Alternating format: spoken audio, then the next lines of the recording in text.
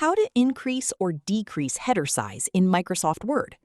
In this quick tutorial, I'll show you how to adjust the header position and move your header text up or down. First, open your Microsoft Word document.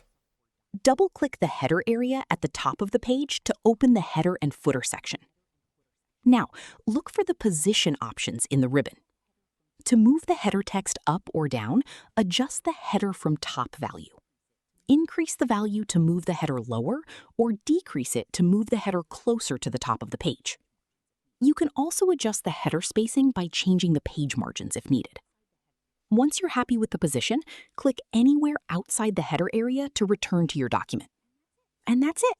You've successfully increased or decreased the header area in Microsoft Word. Thanks for watching! If this tutorial helped, don't forget to like the video, subscribe to the channel, and check out more Microsoft Word tips and tutorials.